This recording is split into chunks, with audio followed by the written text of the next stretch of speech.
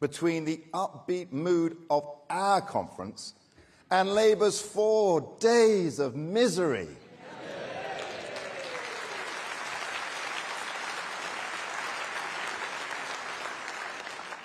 But those aren't my words. Those are the words of the businesses and the commentators who've had to attend both conferences.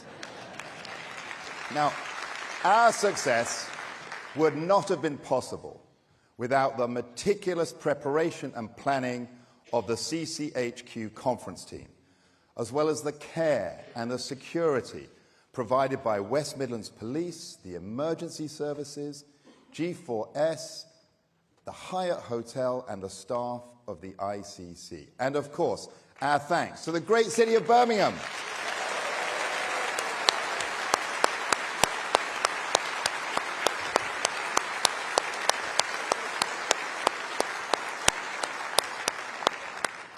My final thanks, our final thanks, should go to our leaders of the Voluntary Party, and particularly to our conference chairman, Michael Winstanley. Michael, come on.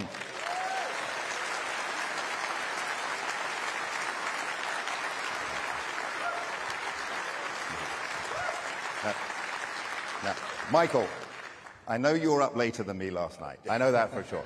And I know you've been speaking at all of these events, but you and your team have really delivered a remarkable conference. Thank you. And so, in the traditional way, and I don't know how the tradition started, but I'm going to present you with the conference bell. Ladies and gentlemen, can we give our thanks to Michael Winstanley?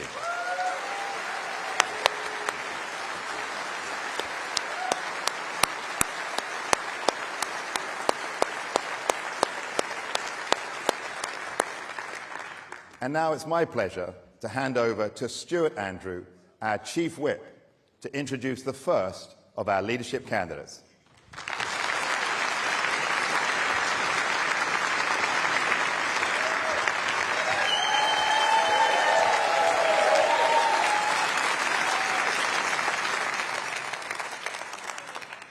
Conference.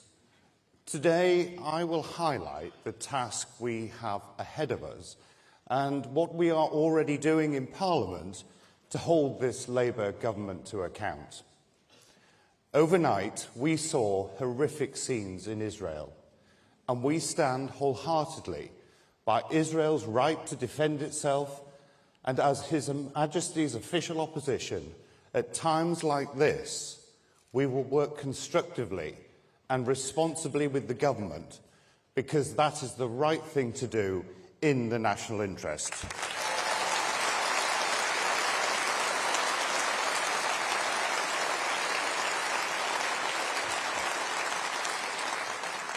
Conference is brilliant to be here with you all in Birmingham. This has been our first conference in 15 years in opposition, and I pay tribute to the party chairman and the whole team at CCHQ for the work that they've done organising this year's conference.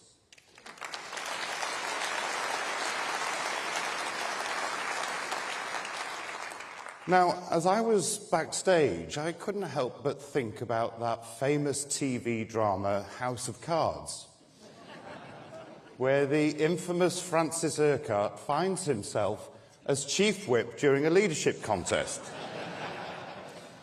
And one by one, he eliminates each of the candidates until he is the last man standing.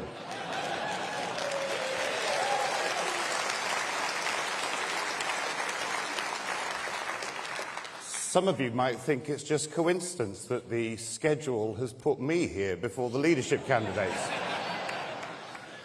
Well, you may very well think that, but I couldn't possibly comment.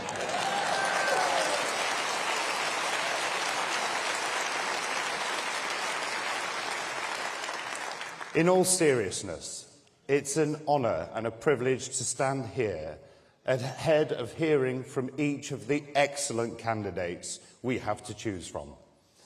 Now, it's not often you will hear from a Chief Whip. We are normally the ones stalking the corridors of Westminster, ensuring the smooth and efficient running of Parliament. But as you have seen, at this conference we are doing things differently. So here I am. Because I want your help with the future of our party and the role we all need to play in that. We all know that the general election result is not what we wanted, or what I believe the country deserved.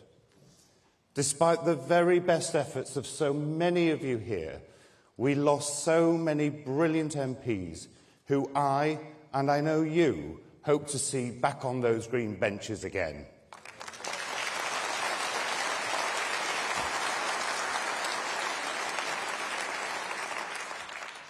But that will take every effort over the next 4 years, an effort we all need to put in. And okay, yes, we're bruised, yes, we're deflated, and yes, we may just have 121 MPs. But conference, let me tell you, we are certainly not done.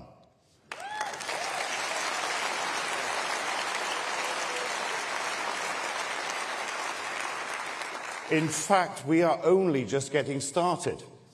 We have some fantastic new members of Parliament, ranging from lawyers to doctors to veterans and councillors. And they are focusing every day on showing their constituents and the wider country that Labour are not on their side. Because in the 12 weeks we've been back in Parliament, the mask has already slipped. Labour have proved what we all knew. They do not serve the British people, they serve themselves.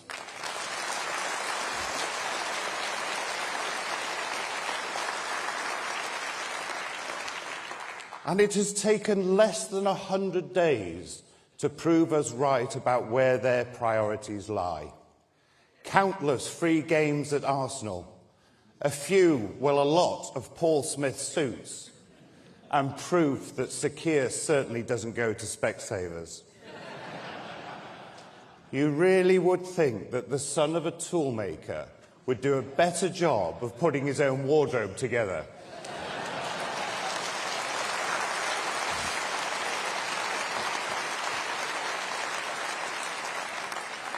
And at the same time, they launch a cynical attack on our pensioners, breaking a promise to freeze energy bills and destroying our oil and gas industry in Scotland.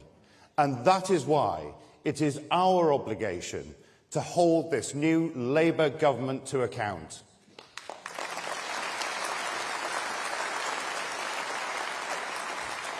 It was the Conservatives that put Labour's cruel decision to cut the winter fuel payment into the news and force a vote in Parliament. And it's the Conservatives that have shown that the phony claim of the black hole is just smoke and mirrors.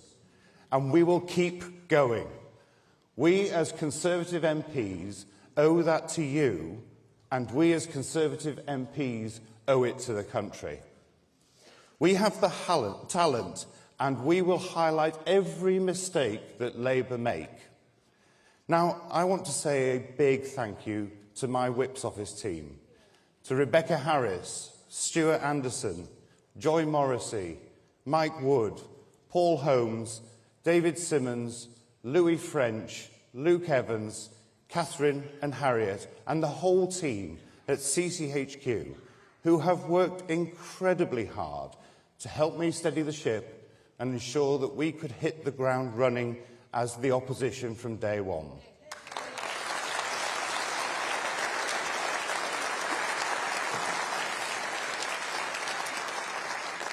And Conference, I need your help with that too.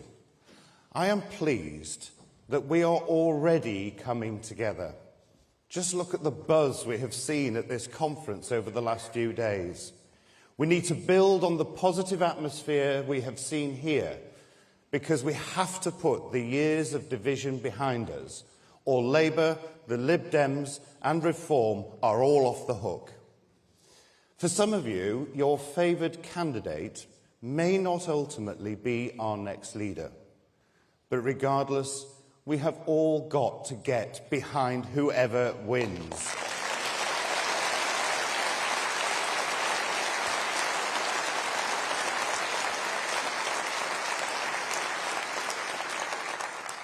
We are the most successful political party in the world for a reason, because our forebearers, as custodians of our party, have come together when their backs were against the wall to build back when they have fallen short. I, you, we are those custodians today, and we can build back again, and we will build back again.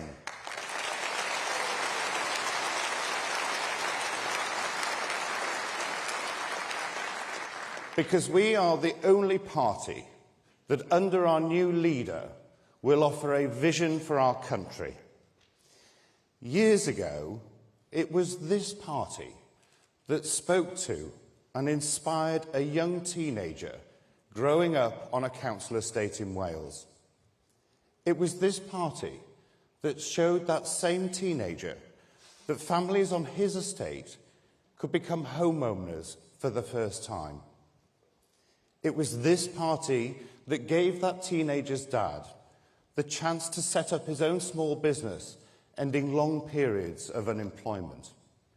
It was this party that said to that teenager it didn't matter that he didn't go to university, as he could still fulfil his dreams and aspirations. So what did the Conservative Party offer to that working class kid from Wales? It gave him the privilege and the honour to serve as your Chief Whip.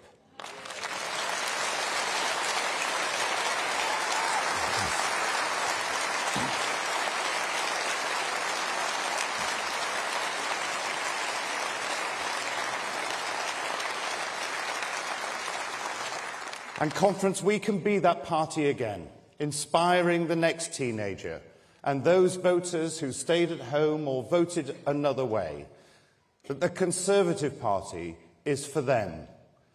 Conference, this is a crucial time for our party, but it is also an exciting time. We have 4 fantastic candidates who will now set out their plans for their country. It's on me as Chief Whip, or whoever takes on this role, to lead the way in Parliament. And I ask you, our loyal party members, to do the same across the whole of the United Kingdom. North, South, East, West, England, Scotland, Wales and Northern Ireland.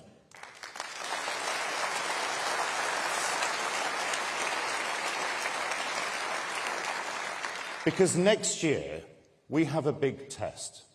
As we face crucial local elections, it's imperative we help our excellent local councillors and candidates. We cannot let them down. It is vitally important that we come together because the country needs a choice and we must grasp that opportunity. So let's unite behind the next leader and let's take the fight to Labour, the Lib Dems and Reform, and let's win. Thank you.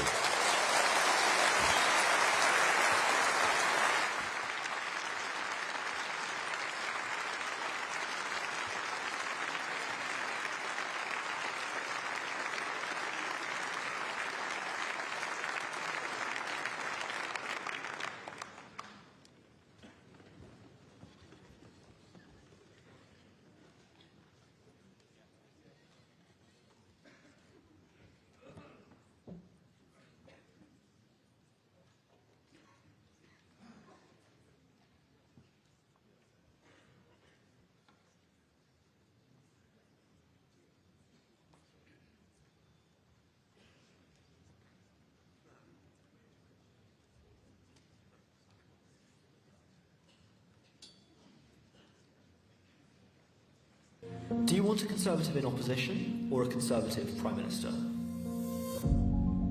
It's a simple question. But it's the only question that matters. Because whilst we can debate how we would do things differently the next time round, none of it matters if we fail to defeat Labour.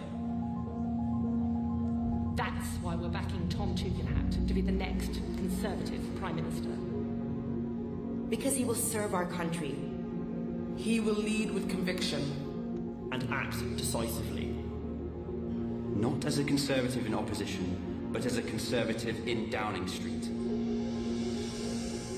He served before and put his life on the line for Queen and country in Afghanistan and Iraq. He's a proven leader, delivering actual Conservative values in government. As Security Minister, he's arrested more foreign spies in 2 years than in the previous 10. And he isn't afraid to act. He stood up to our enemies around the world and was sanctioned by Russia, China and Iran because of it. We need a Conservative revolution. A revolution that puts action over empty words. A revolution that unites our country around our core values. family, Freedom. Aspiration. That revolution can only be achieved with a Conservative Prime Minister. So ask yourself, Do you want a Conservative in opposition? Or a Conservative Prime Minister? Please welcome Tom Tugendhat.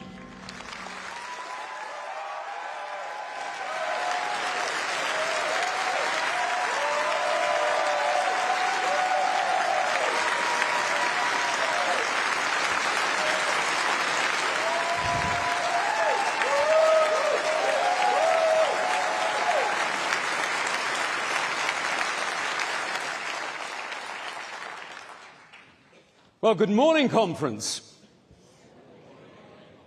Should we try that again? Good morning, conference. Much better. Look, it's good to be amongst friends after, let's face it, something that was pretty, frankly, bruising, that last election. Boy, did that hurt. And yet, 4 days here with all of you has helped turn my anger and my disappointment into optimism. I can feel the energy. I can feel the determination. I can feel the hope. You, the beating heart of our party, know there is a way back for us. I know we can and we will rebuild this party.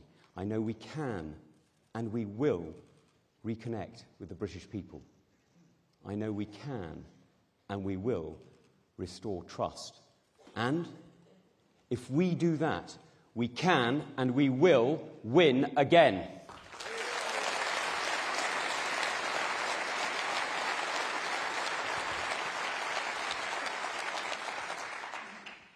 But to do so, you know what it needs. It demands honesty.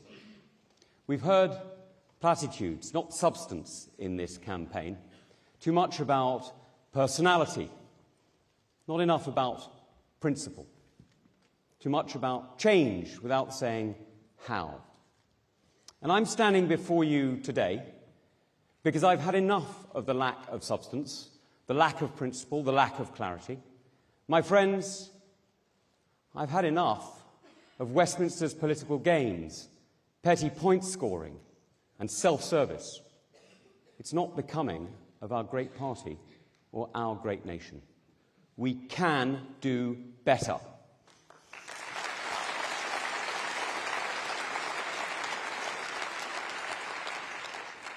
Now, I'm standing because what we need is leadership. I'm standing to lead not just this party, but to be the next Conservative Prime Minister of this great country.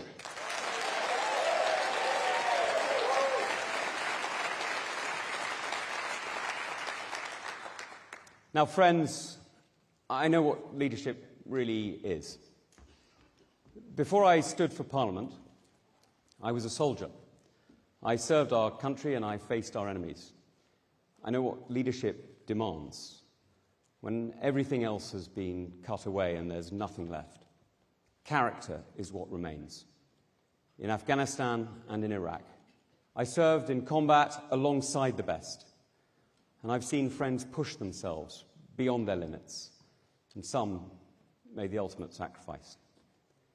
But when it was hard, when it was tough, we kept going, even after we were knocked down and thought it was over. I know what drove them, and I know what drove me. It's leadership. And our country is crying out for leadership. And leadership is not about empty promises.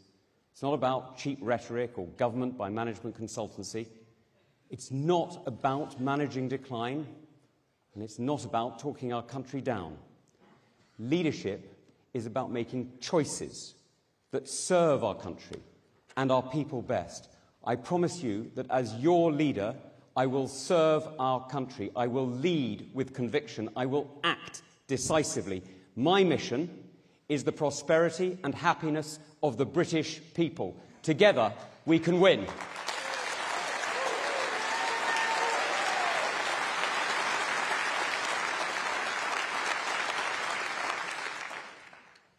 Now, over hundreds of years, we have defended freedom around the world, and we've always known what our flag means.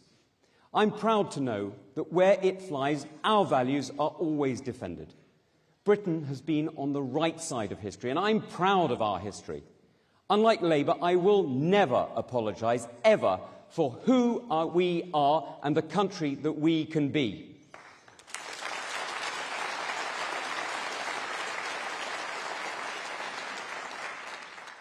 From Churchill to Thatcher, our party has led the fight for freedom, united against the threats that we faced. But we need to face the truth. Many who share our values did not vote for us. So let me speak directly to those of you who have supported us in the past but didn't this time. If you went to Reform, I want to show you the Conservative values that we share. If you went to the Lib Dems, I want you to see the opportunities that only we can deliver. And if you went to Labour, I want to show you why freedom, not state control, is how we build. If you stayed at home, I want to make you proud to vote Conservative again.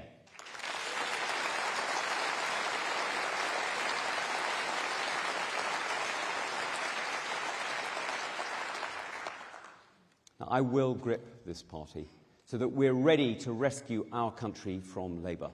I will turn us from a Westminster club into a champion of Conservative voices, from Holyrood to Cardiff Bay and Stormont, and every council across our great country. I will defeat Labour and lead us back to power in 5 years' time. We all know that this country cannot afford Labour. You can't afford Labour. I can't afford Labour. Lord Ali can't afford Labour.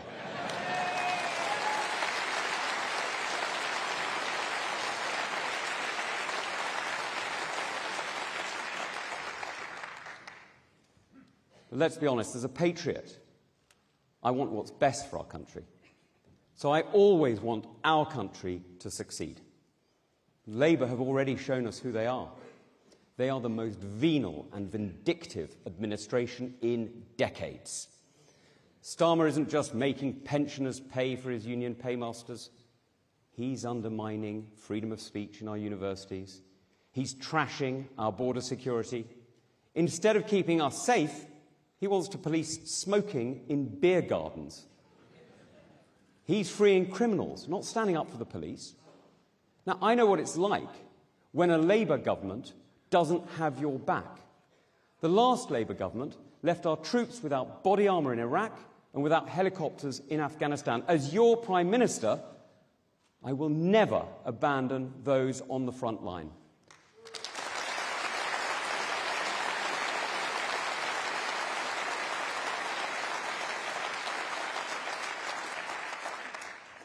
Because, friends, I will always stand up for those who put their lives on the line to keep us safe. Because we are the Conservative Party, the party of security, the party of law and order. Now, Starmer is half right when he says that things will get worse before they get better. They will certainly get worse, I can promise you that. We're going to have a lot of cleaning up to do when we're back in 5 years' time. I hope you're ready. Because Starmer's bleak outlook is already hurting our country. His tax hikes are an attack on business, slowing growth and hurting families. His tax on education will cost everyone, either in higher bills or in larger class sizes. Now, they're even after 3-year-olds at nurseries. I mean, I tell you, Conference, Labour's new tax It's quite literally a dummy tax. So when Keir Starmer talks about service, you will understand that I don't really believe him. That's not what we mean by service, is it, Conference? When I think of service, I think of our doctors and nurses, our teachers, our police officers, our armed forces. I think of those who sacrifice for our country every single day. That's service. When Keir Starmer thinks of service, he thinks of free tickets to Taylor Swift.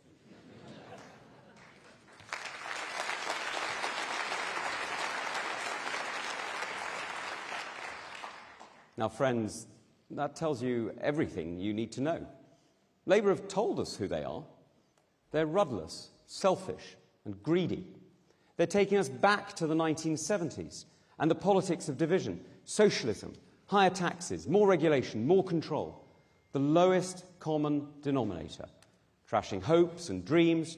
Conference, we have to fight to rescue our country.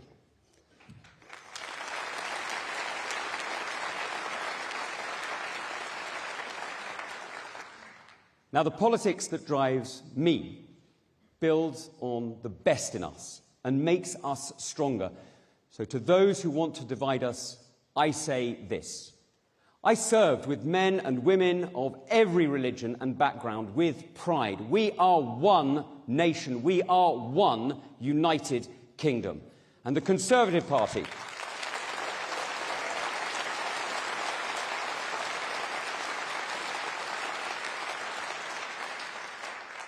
The Conservative Party and our country are both built on the same thing. They're both built on patriotism and purpose. Patriotism brings us together, and purpose gives us each a stake in our future. So as Labour's mandate evaporates before our very eyes, we need to be ready. And as your leader, I will rebuild CCHQ from the ground up, putting you back at the heart of our party.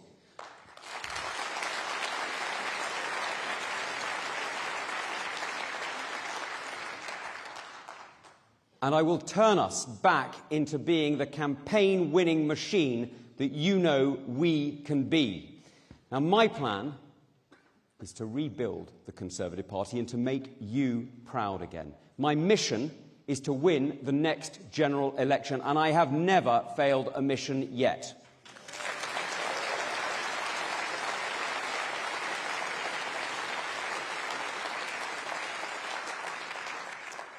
So, Conference, you know it. The fight back starts now. We will focus on what the British people need and be absolutely ruthless about delivering it. From healthcare and immigration to security and education, we will deliver. And we can bring down taxes, but not if we treat these symptoms separately. That is a prescription for managed decline. We can only fix the problem if we diagnose the cause. And it starts, as every Conservative knows, with our economy. Real growth, not the illusion of growth that has been boosted by migration, has barely shifted in the past 30 years. Now, that's left us poorer and more vulnerable. We need to free the economy. We need a new Conservative revolution. That's what Margaret Thatcher did. That's what we must do again. And we can do it. Our Conservative mayors have already shown the way. Ben Houcham in Tees Valley, with investment to turn Redcar Steelworks from a derelict ruin to the ground zero of growth for the North East. And Andy Street here in Birmingham, with homes and transport connections that generated investment and brand new jobs. They focused on delivery, not ideology. They understand that Britain needs leaders who just get it done, because Conservative leadership changes lives.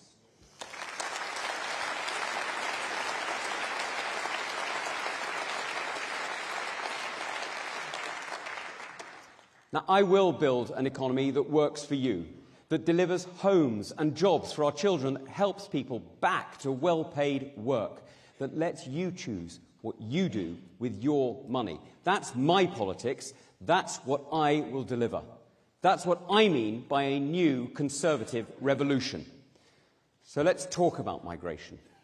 Of course we need an effective deterrent. but we must solve as well as stop.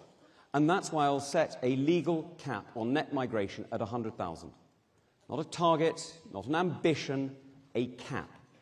But a cap alone won't work. This is about visas, not about foreign courts. Let me tell you something that my opponents probably won't. This isn't simple. We issued the visas because businesses need the staff for our care homes and our hospitals to look after our families. So how do we square this circle? Well, we need to fix migration by fixing the gaps in education and skills, in transport and in housing, so that we can recruit at home and not abroad. Now, I will end the cap on apprenticeships and use the immigration skills charge to invest in further education and train our own people. But it's not just skills. We need higher wages. And for that, businesses need to be able to grow faster with a fantastic, skilled and healthy workforce and less regulation holding them back. And to get our people ready for the future, the best education needs to be everywhere for every child. Freeing schools and creating academies has seen our schools improve. In Labour-run Wales and the SNP in Scotland, standards are falling. But here in England, my kids are getting a great education because our Conservative government gave parents choice and trusted teachers to teach. That's what a Conservative revolution delivers.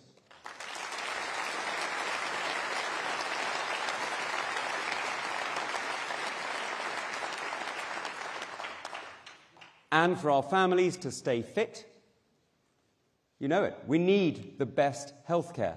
In Australia, across Europe, they have better cancer outcomes and better access to doctors. Let's be honest, our health service is not the envy of the world. Our doctors and our nurses are fantastic, but the bureaucrats in charge slow down their ability to deliver. It's not about money. We need to strip away excess regulations and barriers and put the patient at the centre of care. Connecting communities, simpler planning laws, a great education wherever you live, a workforce trained to meet the needs of business, and healthcare that delivers for the patient. It's all about trust. Trust is the foundation of growth, the foundation of the growth that we need to see our country prosper. Trust allows us to simplify our laws and to bring down taxes. Now, my vision of a Conservative Britain is a Britain where people are trusted and free. We need a Conservative revolution in thinking across the government to get there, and the only way that we're going to industrialise our economy and get jobs back here is to have a Conservative revolution now.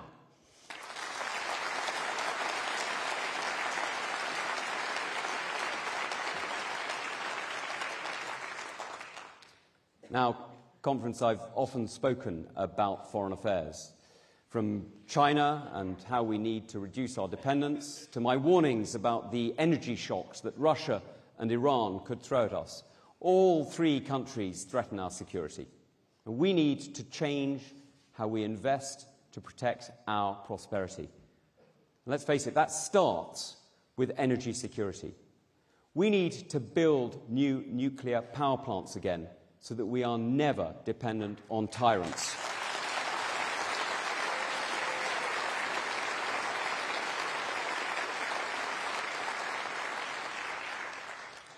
The lesson from Germany is stark. They bet on cheap Russian energy, on fast Chinese growth, and they left their borders open. Now, none of those bets have paid off. Dictators are dictating the terms of trade once more, and that's why we need to stand with our allies. That's why I was proud to be in Kiev and to hear so many cheering Boris Johnson and Ben Wallace for their courage in standing up to Putin. I will always stand for freedom.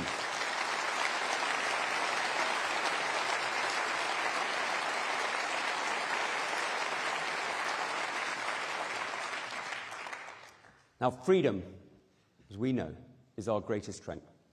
There is no weapon, no missile, no tank, nothing more powerful than the courage of free men and women defending what is precious to them. And as chair of the Foreign Affairs Committee and as Security Minister, I have always called out our enemies and warned clearly of the dangers that we face. I was sanctioned by Beijing, by Moscow and by Tehran for the privilege. The same Tehran that overnight launched hundreds of missiles against Israel, a country it has vowed to destroy. And I'm proud of the role played by our armed forces overnight. In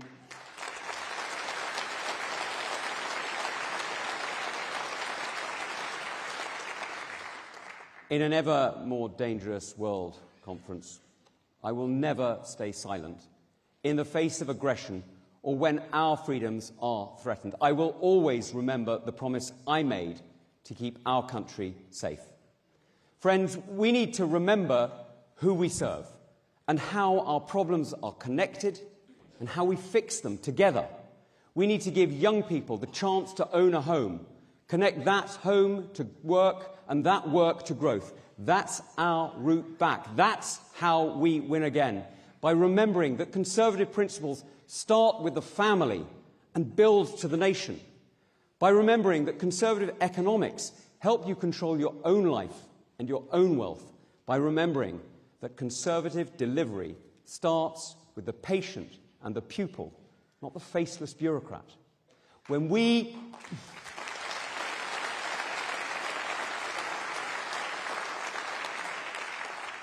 Now, Conference, we know that when we deliver all three, when we actually deliver what people need, that's when we meet converts, when we bring people to us. We don't make enemies. So, Conference, I will tell you what a Conservative is. Someone who believes in Britain, who believes in limited government, who believes in free trade and responsibility to others. Now, we are not afraid of the future, because we are building on the strong foundations of the past. And I'm standing because I believe in Britain. I have fought for Britain, and I've had enough of those who want to manage decline. That's what socialism delivers. That's not who I am. It's not who you are. And nothing is more fatal to a mission than losing faith in the future. Nothing is more fatal to success than setting our ambitions so low that we don't even try. And nothing is more fatal to a nation than giving up on our belief in it. Now, that's why we must win. Not in 10 years, not in 15, but in 5. We can't afford Labour. The country can't afford socialism. We cannot afford to wait. And I will not wait. It's time to seize the moment and turn this around.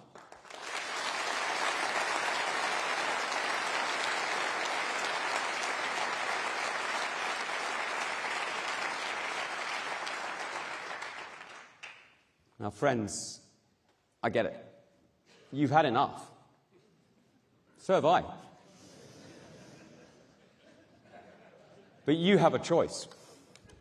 In this leadership election, you have a choice. And it's a choice about change. My opponents claim that they've got more management experience around the cabinet table. Sure, that's true. But I'm not here to manage. I'm here to lead.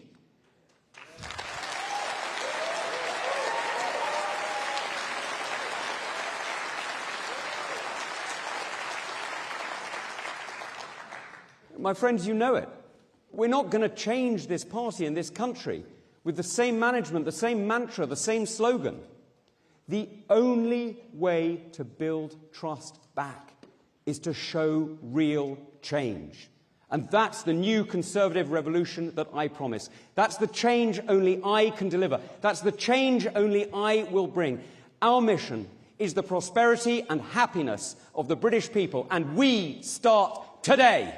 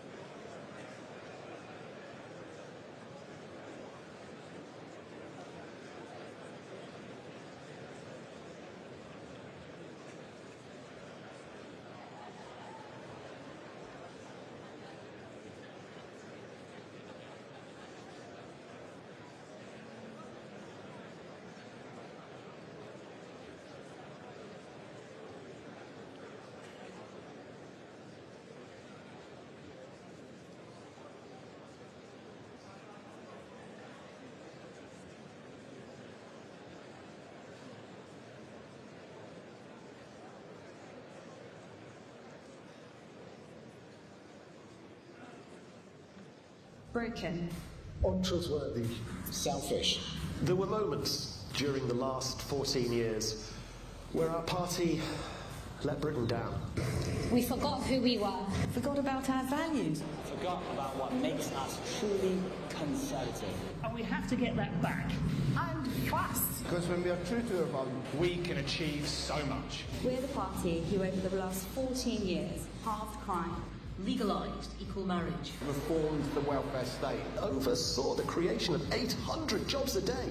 Delivered Brexit. Increased defence spending and led international efforts for Ukraine.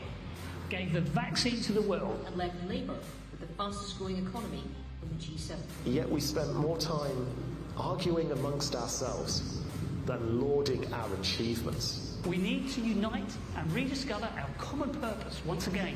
We need a leader who embodies those values. a leader who has a clear vision and plan. A leader who can deliver at the highest level. A leader who can not only communicate with the British public, but actually bring them, those who voted Labour, Lib Dem or Reform, back with us on our journey. A leader who will put divisions behind us. Unite our party. Hold this shambolic Labour government to account. And not waste any time leading us back to victory. Smaller state. Lower taxes. Abolish stamp duty. Higher military spending. Unlock aspiration. Encourage enterprise. Build a free and safe society. hold Starmer to account, And win. Win. Win the general election. Let's do this. Please welcome James Cleverly.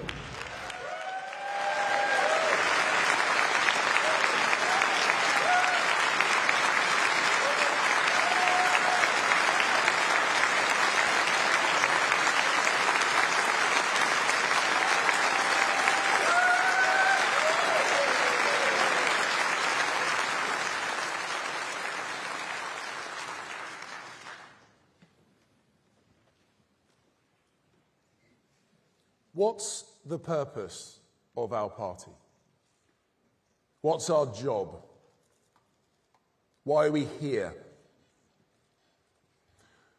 We're currently in opposition, but we don't exist to be in opposition. We're in politics to serve the British people and to make their lives better. It's not our right, but it is our mission, our duty, and intent. So we need to get back on track. But before we can do that, there's something we need to say. Sorry.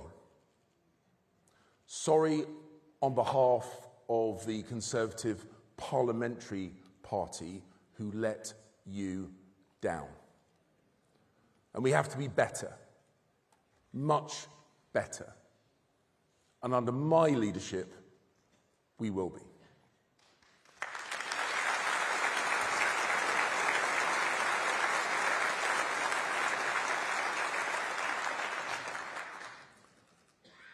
The British people are never wrong.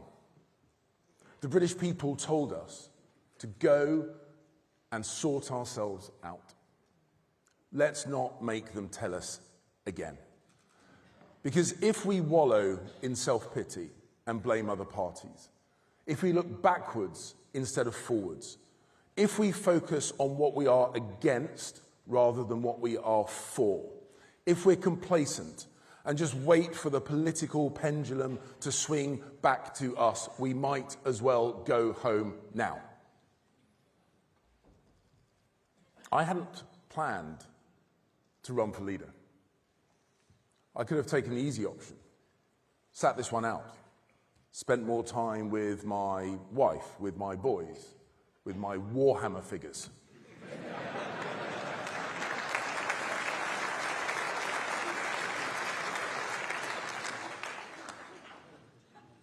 But I went into politics to get things done, not watch from the sidelines, and all the more so after the defeat that we've just had. I need to do this for the party that I love and for the country that I love. My mum, came here from Sierra Leone in the 1960s. And my father grew up on a council estate in Downham in southeast London. He qualified as a surveyor and started a small business. She studied nursing and became a midwife in the NHS. And I'm gutted that she didn't live to see me elected and become an MP, or represent our country as Foreign Secretary when I visited Sierra Leone. Because some people love to talk our country down. But this country has given so much to so many people.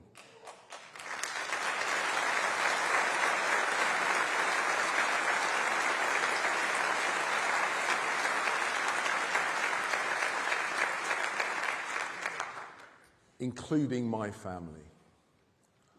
Now, both my parents were in the business of optimism, the business of the future. Because what can be more optimistic than helping people buy their own home, or bringing thousands of newborn children into the world like my mum did? That's what a politician and a political party should be for and should be. Optimistic, believing in the future, but also doing the work to build that future. As you know, my wife, Susie, recently battled with breast cancer. And when we found out she had cancer, it rocked our lives. I could hardly speak. Our boys were distraught.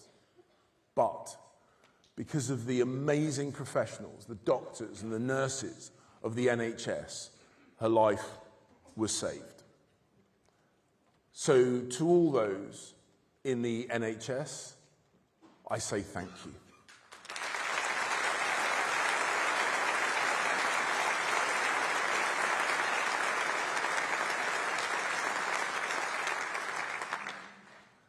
And it's because of them that she sits in this auditorium with us here today.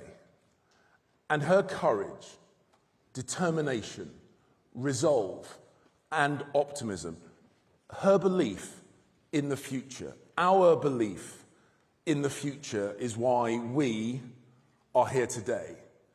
And I suspect, ladies and gentlemen, it is also why you are here today. Because tomorrow can be better, and together we can make it better.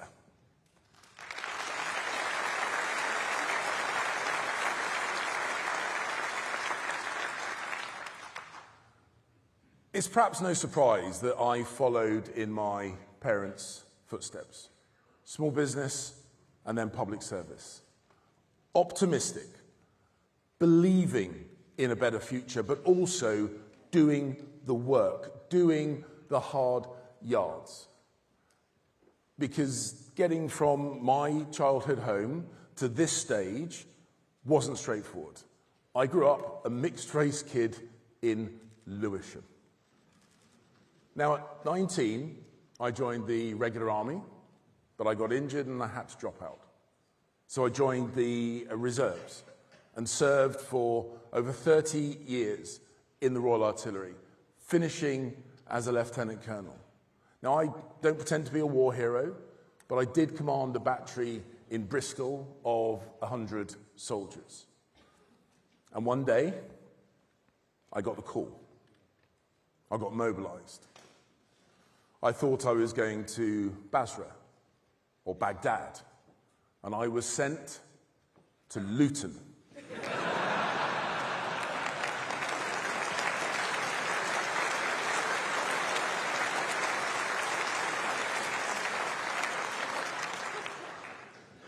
At work, I spent a decade in the publishing industry, but like many, I got made redundant. So I set up a small business. And we made some money, never a lot of money.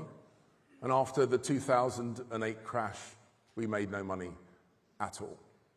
So I know what it is like to take risks, to run a small business, to work crazy hours to put food on the table. I know what it's like to stumble and to fall and to get up again and again and again. So when I talk about optimism, it's not just believing that tomorrow can be better than today. It's about doing something to make it happen.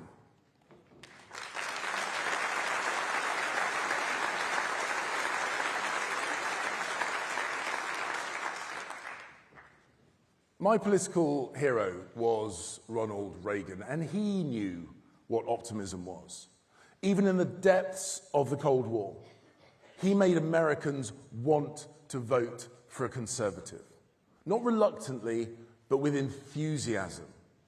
And then what did he do? He cut taxes. He cut regulation. He boosted military spending, and he won a landslide. So let's be more like Reagan. Let's be enthusiastic, relatable, positive, optimistic. Let's be more normal.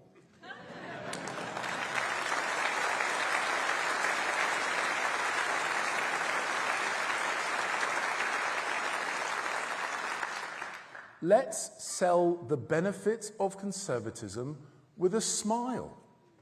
Because if we do, yes.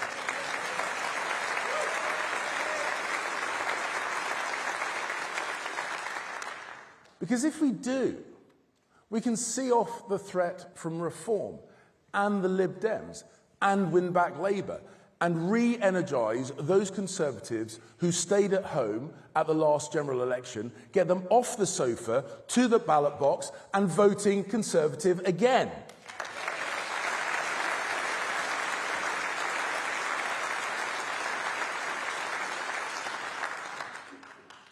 And let's make sure that they do it not holding their nose, but with a spring in their step and a smile on their face. And we won't win back those voters by pretending to be something we're not. We win back voters by being honest, by being professional, by being conservative.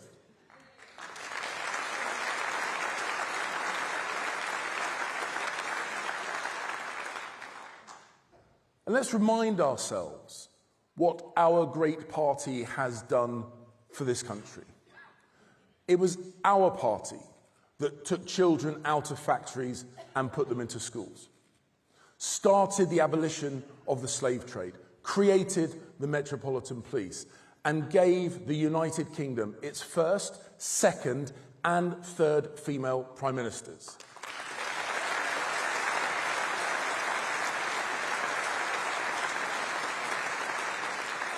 It was our party that passed equal marriage, quadrupled clean energy, raised education standards. It was our party that delivered Brexit, cut crime, created 800 jobs for every single day that we were in office. That, ladies and gentlemen, is a legacy that we should be proud of.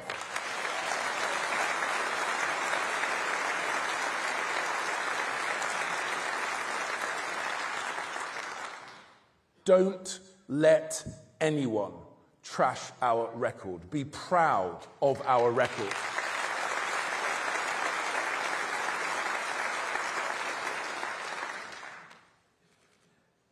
And compare that with what we saw at the Labour Party conference just last week. A party drunk on power who lied to the British people. Glasses for passes, favours for friends, swamped in scandal. And, even worse, inflation-busting pay rises to their union paymasters, taken straight out of the pockets of British pensioners. Our plans for defence reversed. A mass release of prisoners and no plan for our borders. And what did Keir Starmer say just last week? He wants the state to have more control over your lives. A nanny state, closing pubs early, banning smoking outdoors, and even trying to control the price of Oasis tickets.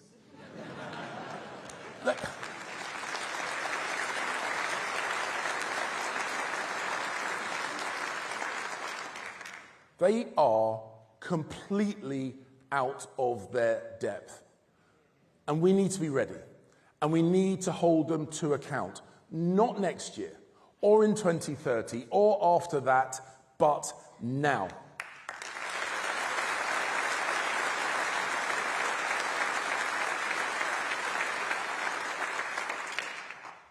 And we know the Lib Dems won't do it.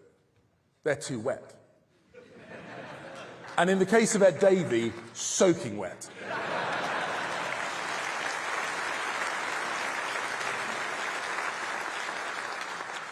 And Reform can't. They're just a pale imitation of our great party. It is up to us.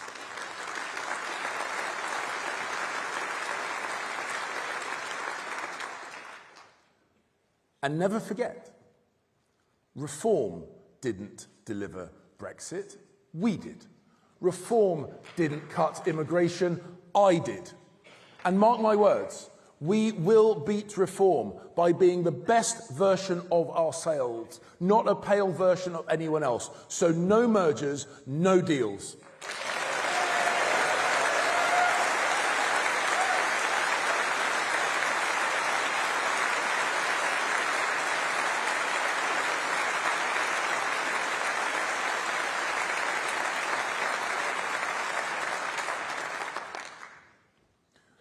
And if we are the best version of ourselves, if we sell conservative values, if we're proud of our record and confident in our future, we will win the country. Because Farage and Starmer are two sides of the same coin. They both think that life was better in the past. Farage thinks life was better before we joined the EU. Starmer thinks it was better before we left. And they're both wrong. Our best days are ahead of us. Because just as my parents were in the business of the future, I am in the business of the future. And so we need to reject this 1970s attitude that decline is somehow inevitable, but perhaps we should just fall off the perch slowly. We need to direct our focus, not in the rearview mirror, but at the road ahead.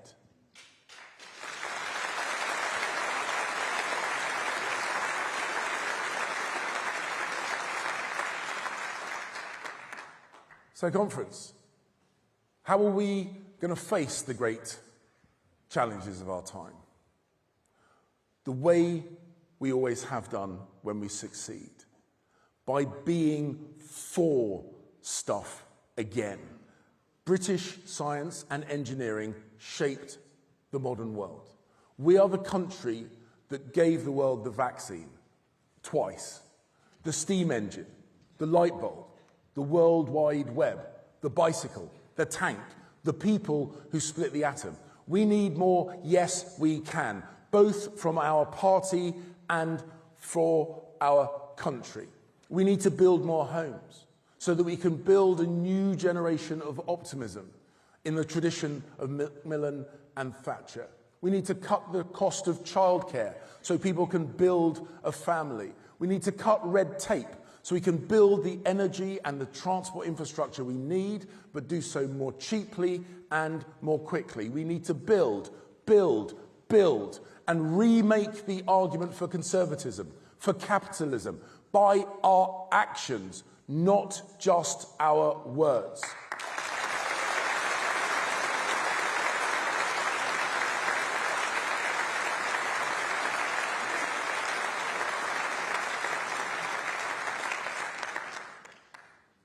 And we need to get rid of bad taxes, like stamp duty. We need to make sure that work always pays. We need to make sure that work always pays, and that the state never takes more than half of any pound that you have earned. And let's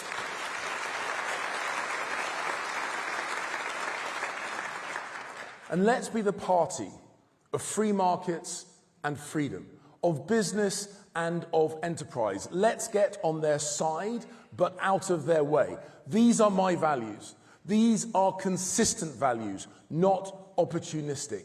A signpost, not a weather vane. It's what I have always believed in, and it's what I always will believe in. Because conference, talk is easy, doing is hard, and we need a leader who can deliver from day one. Someone who has already done the tough apprenticeship that you need to be the leader of the Conservative Party and our next Prime Minister.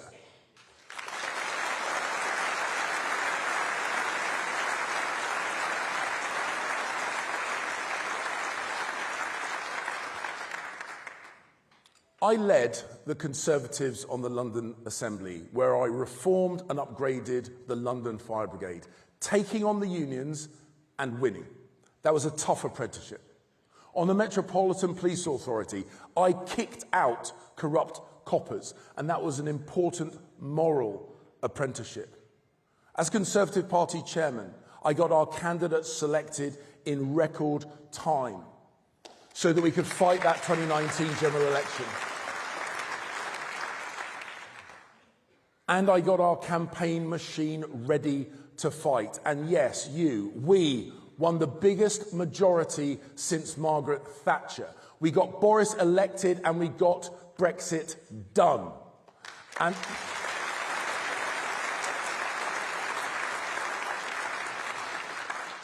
And that whirlwind apprenticeship showed me what I need to do to fix our party machine, upgrade it, making it a modern campaigning organisation with better data and better training, so we can have 300 excellent new candidates selected in 18 months, ready to take the fight to Labour, Lib Dems and Reform. And my pledge to you today on candidate selection: no more stitch-ups.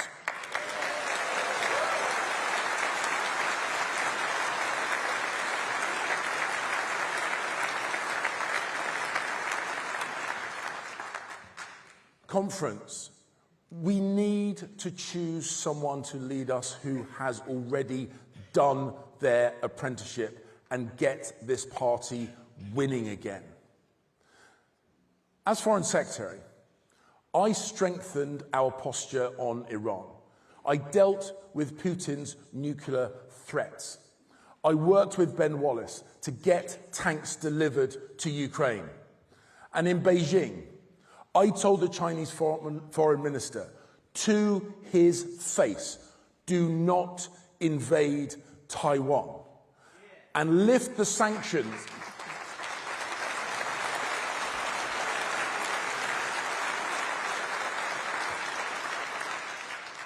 And I told him directly to lift the sanctions on my parliamentary friends, even those who have decided to run against me.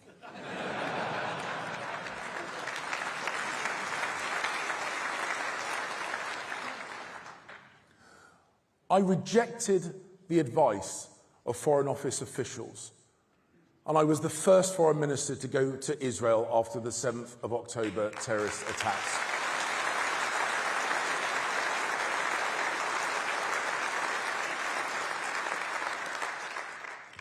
Because leadership is about standing by your values and standing shoulder to shoulder with your allies and friends. And I, today, restate my unwavering support to the people of Israel and their right to defend themselves.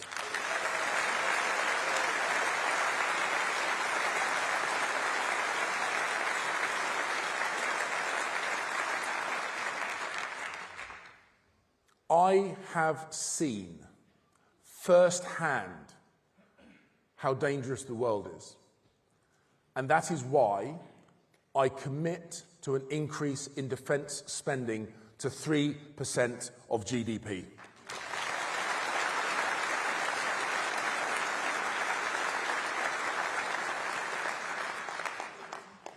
Because it's not enough to talk tough. you have to be willing to be tough. It's why, within weeks of becoming Home Secretary, I introduced immigration controls that are now cutting net migration in half. I didn't complain about immigration or walk away from the challenge.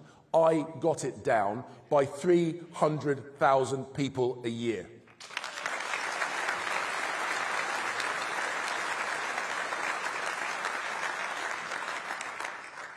I deported foreign criminals and terrorists. I stripped citizenship from those who seek to do us harm. And I supported our Jewish community here in the UK, tightening the policing response to the protests about Gaza and holding the police accountable for their actions and their inactions.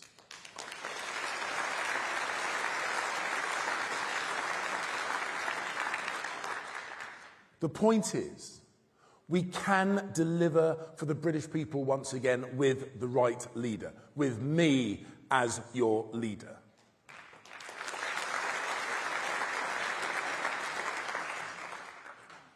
Because leadership is about things like making the tough decisions when you get that ugly phone call in the middle of the night about keeping this country safe. And because I've been there, because I know in detail what the government should be doing right now, I know in detail how they're failing. Now is not the time for an apprentice.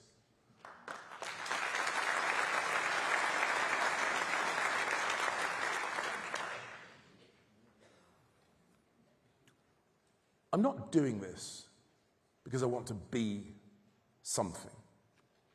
I'm doing this because I want to do something. Renew? Yes. Rebuild? Yes. To deliver for our party? Yes. But mainly to deliver for our country. And the Labour Party has not wasted 1 second in undoing our work. So we must not waste 1 second getting back to work. I can unite this party around Conservative values. I can hold Labour to account for their failures and take us back into government in 4 short years. Because the people in this room, standing for election in May, can't wait a day longer than is necessary for us to get our house in order. There is no time to lose, and I don't lose.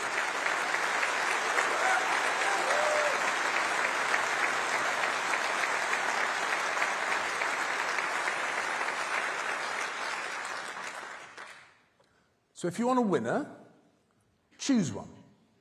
Choose someone who can deliver results, who can communicate effectively, and who campaigns relentlessly. Choose someone who you know, and who is tested, and who doesn't hide from the media. Choose someone who is not afraid of the public, but is popular with the public. And choose the candidate who Starmer, Farage, and Davey fear the most. Because I will not accept the status quo. I will not accept defeatism, and I will not accept defeat.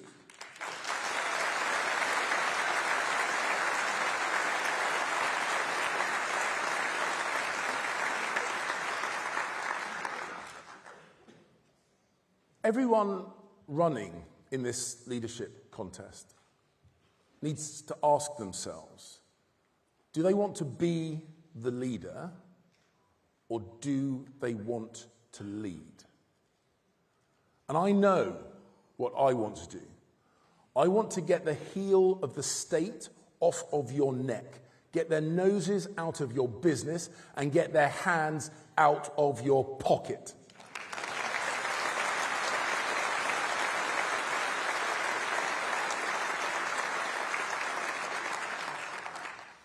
As your leader, I will not waste a day dreaming about yesterday. I will use today to make good on the promise of tomorrow. I will deliver a positive vision, a conservative vision. But conference, we must start now.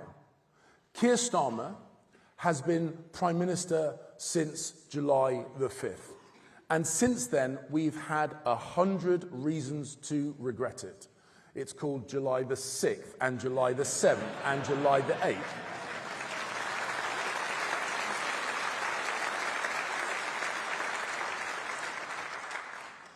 And I don't know about you, but I don't want to live under a Labour government for 1 minute more than we must. So it's in our hands, yours and mine, to turn this around.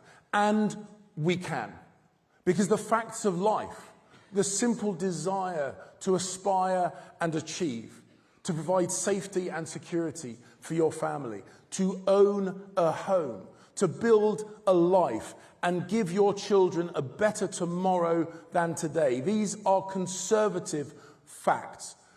We may have lost our way, but it's time to get back on track, because history shows that while we have no right to govern, we govern when we get it right. So let's unite. Let's rebuild this party of ours, council by council, seat by seat, ward by ward, street by street, one party with one purpose: to turn the page on this useless Labour government, to get to government, to look to the future with one voice and say that it is morning once again in this great country of ours. That must be our mission. That must be our purpose. So join me on this journey, and together we will win, and we will be in the business of the future. Thank you.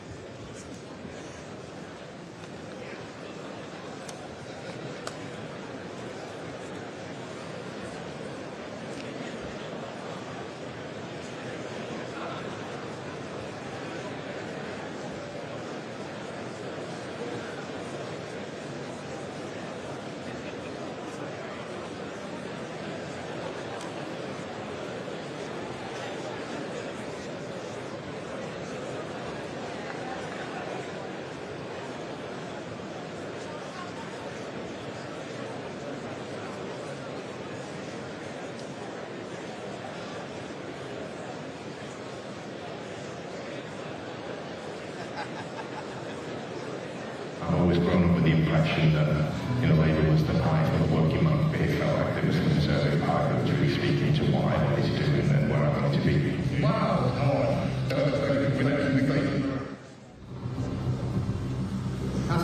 I cannot deliver difficult decisions. Now, the point of that video was that you were someone who had not voted Conservative before. What made you choose to vote Conservative in 2019? The short answer is Brexit. I can already hear people watching this probably groaning at me saying that. But I don't think that you can really get your head around why Boris voted without looking at why people voted for Brexit.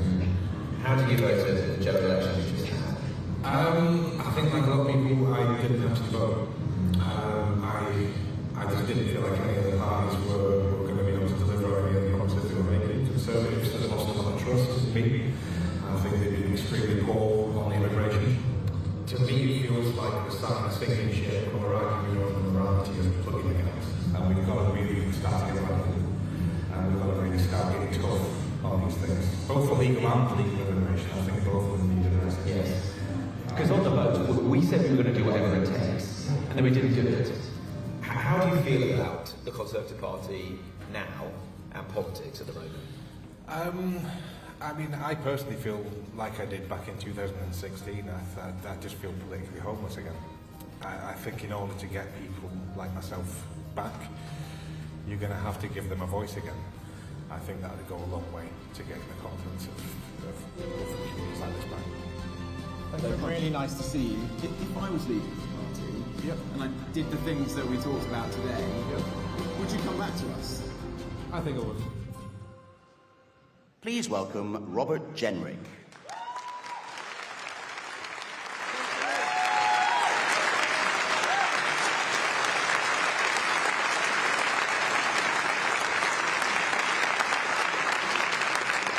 Hello. It's great to be here. It's great to be home. I'm a Midlands man. I grew up just down the road in Wolverhampton. And it's good to be back. Look, before I tell you about where I want to take this party, where I want to take our country, let me tell you about the place that made me. 50 years ago, in 1974, my dad, Bill, and my mum, Jenny, came here to Birmingham. Dad got a job at the last great iron foundry of the Black Country in Coseley.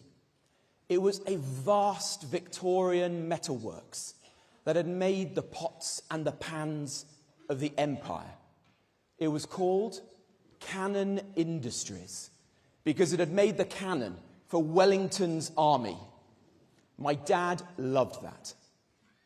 Mum and Dad came here to the West Midlands to put down roots, to get on in life. But their dreams were put on hold because Britain was broken. Industries were crippled. Councils were bankrupt. Hope was gone. Then, as now, a new Labour government, so fresh, but already so stale. And what about us? What about the Conservatives in opposition? Well, the truth is, we were broken too. We had drifted into accepting a failed status quo, into believing that the best the Conservative Party can do in government is to manage decline.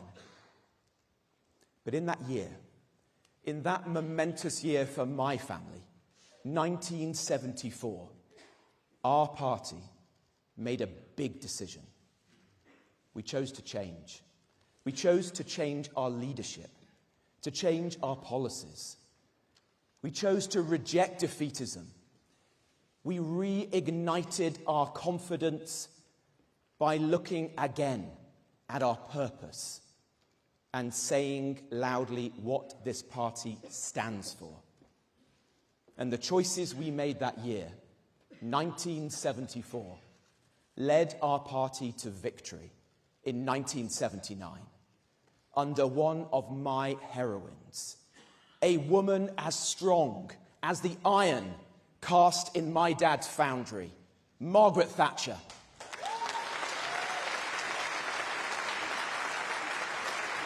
And friends, her Conservative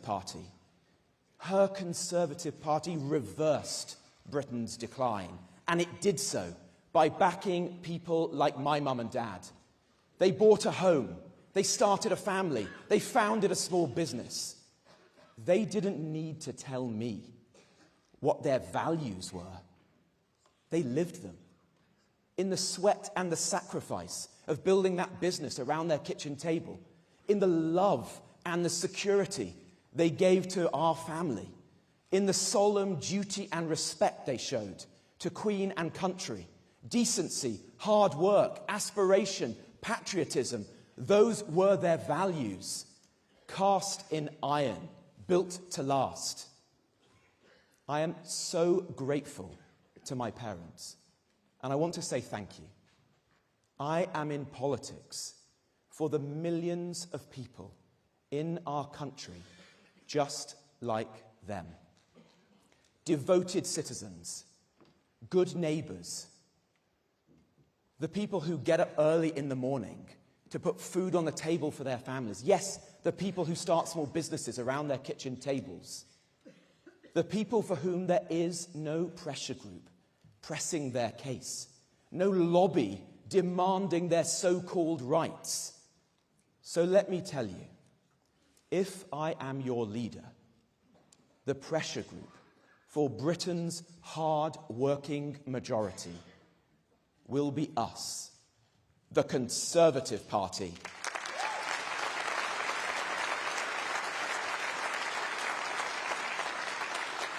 That's who I am in politics for. But who is Sir Keir Starmer in politics for? Well, the last 3 months have shown us who. Convicted criminals walking free, illegal migrants given an amnesty, well-paid train drivers given yet more money. All the while, the hard-working, silent majority waiting for huge tax rises, the nation's wealth creators fleeing en masse, and millions of pensioners betrayed. Imagine, friends, imagine how cowardly you have to be to rob poor pensioners just to placate your union paymasters. In fact, that is not just cowardly, that is shameful. That is shameful. Now listen, they have had 14 years to prepare for government. Where's the vision? Where's the boldness? The country just voted for change, and all we've got is more managed decline. Sir Keir Starmer will take the knee, but he will never take a stand. He doesn't even take a stand at the football anymore. He's up there. He's up there in the executive box with his mates. Look, it is painful that Starmer can't see what we see. A nation that has given more to the world than any other. A nation brimming with potential, with talent, with so much to offer. Let down only by big government and small-mindedness, by high taxes and low ambition. Starmer sees a Britain fated for decline, needing more migration, more tax, more spend, more woke. The country needs a leader. Instead, with Starmer, we've got an undertaker.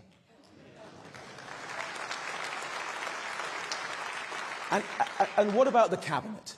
What about our new cabinet? Well, Rachel Reeves, as wooden as Pinocchio, and only barely more honest. And then we've got Ed Miliband. Whoever tells you the grown-ups are back in charge, look at Ed Miliband. A Wallace missing his grommet. And then, there's David Lammy, our Foreign Secretary. Living proof that there is a more annoying LBC presenter than James O'Brien.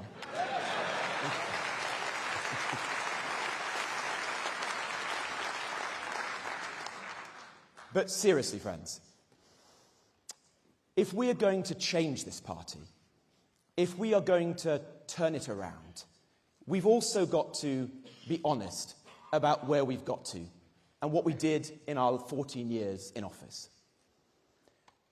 I am so proud of the achievements that we made in government. We reversed the appalling damage done by Gordon Brown to our public finances. We transformed our schools. We unleashed a decade of record levels of employment. We created a fairer welfare system. We got Brexit done, and we stood by Ukraine in her hour of need. We led Europe in the defence of Ukraine. So, friends, I will always celebrate our achievements. But we can't. We can't bury our heads in the sand. Just as we celebrate those achievements, we need to be honest with ourselves. The country just doesn't trust us right now. We've just suffered our worst ever electoral defeat. We lost more seats and we won fewer votes than any government ever. It was a comprehensive defeat, and it needs a comprehensive rethink. So just as I will defend our achievements, I will be painfully honest about our failings. We failed to deliver the strong NHS, the strong economy, and yes, the strong border that we promised. Friends, we must never fail our people again.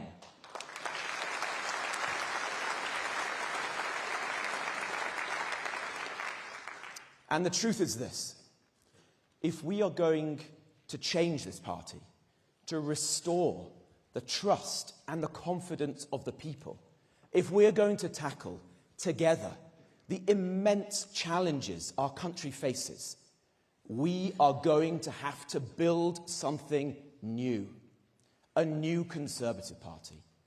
That is what I call for today.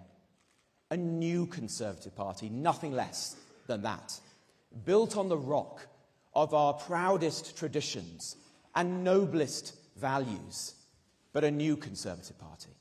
And if I am your leader, that is what together we will build, a new Conservative Party.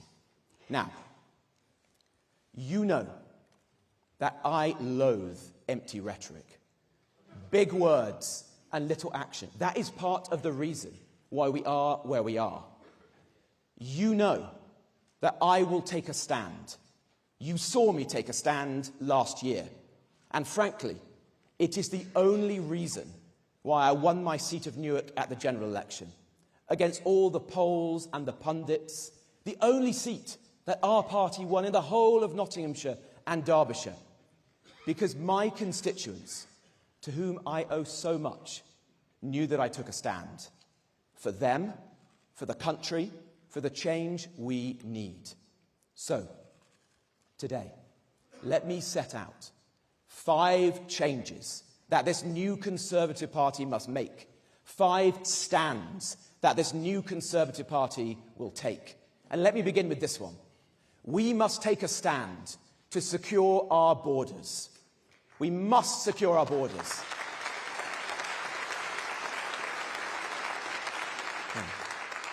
120,000 people have entered our country on small boats on our watch. 99% of them are still here, costing us billions. Frankly, there is no future for this party unless we take a stand to answer this problem. And the way to do that, we all know, is to detain and swiftly deport everyone who comes into our country illegally.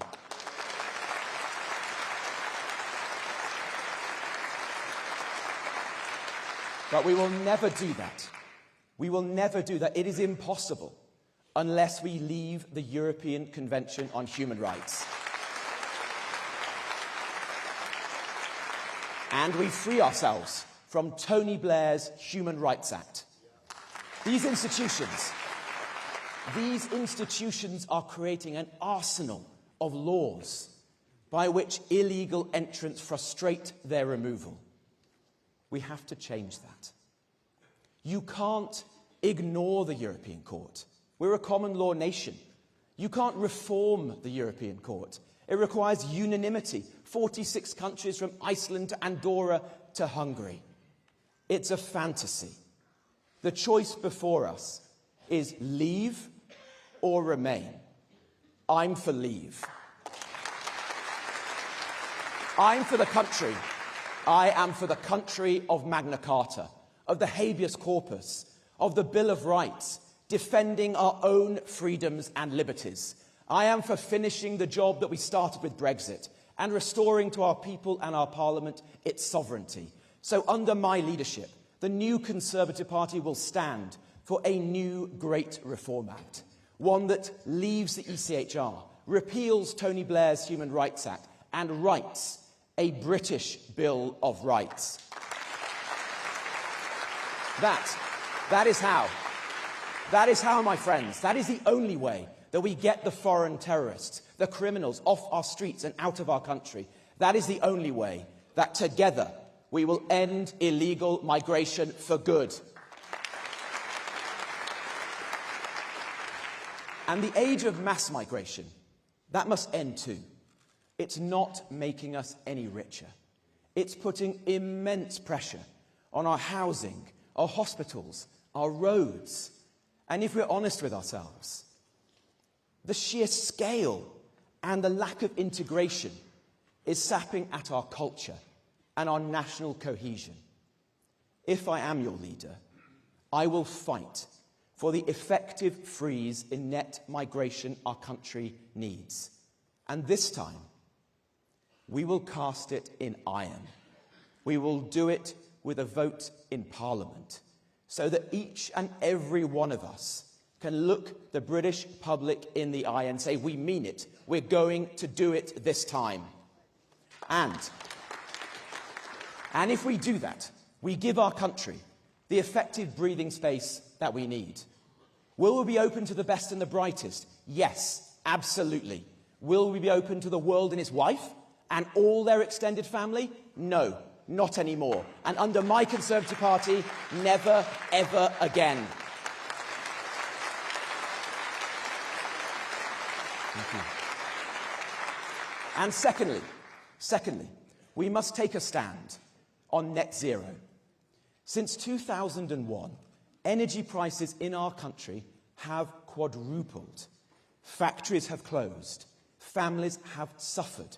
And this is all because we have become so reliant on expensive forms of energy, like offshore wind. Now, Ed Miliband wants to phase out gas over the next 5 years. Now, in 2015, we knew that putting Ed Miliband and power together was a very bad idea. How right we were. We have to oppose his plan. It's going to send energy prices sky high. But we also have to oppose the root of the problem, the serious issue. And that's not the principle of net zero, but the crazy interim binding targets put into law by Gordon Brown. It's the mad targets, the carbon budgets, that don't take any account of innovation that's driving the mad policies. So I say that with our new Conservative Party, we will stand for cutting emissions, but we will never do it, never, on the backs of working people and by further deindustrialising our great country.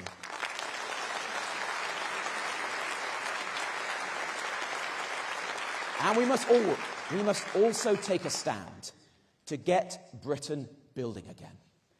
Our country needs more homes. We need more industry and infrastructure. So I have a hard message for all of us today. If we want to be the party of low tax, of growth, of business, as I do, and I know you do too, we also need to be the party of fixing the broken system that stops us building the homes, the factories, the data centres, the roads, the trams, the trains, the investment that Britain desperately needs. We love this country. We will protect its beautiful countryside. We will ensure that local people have their say. But our new Conservative Party will stand alongside the scientist in need of lab space. It will stand alongside the town in need of better roads. And yes, it will stand alongside the 20 and 30-somethings trapped in their childhood bedrooms, dreaming of a home of their own, dreaming of getting on in life, waiting for their lives to begin. That's what we will do as a party. We will build our party. Our party will stand for the most ambitious programme of urban densification and regeneration in our country's modern history. We will stand for getting Britain building again. And we will also take a stand for a small state that actually works, not a big state that fails. Look, the last election was as much a referendum on our health service as it was on our borders. We have 20% more money, more doctors, more nurses in the NHS today than we had 5 years ago, and yet our hospitals barely treat any more patients. Our courts, our prisons, our police, our universities, our welfare system, none of this is working as it should. Now, Labour isn't going to fix any of this. The unions won't let them. We know that. But the new Conservative Party can and should. We need to do for all our public services what we did for schools in the 2010s. Empower the good leaders, kick out the bad ones, be relentless in driving up standards and having zero tolerance for failure. That must be at the core of our mission as a party. Look, I am proud when I look around this hall today at the Conservative family and I see the small business owners like my mum and dad. I see the entrepreneurs. I see the business leaders.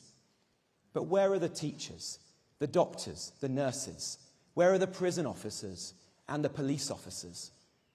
We must stand with them as well. We must stand for them.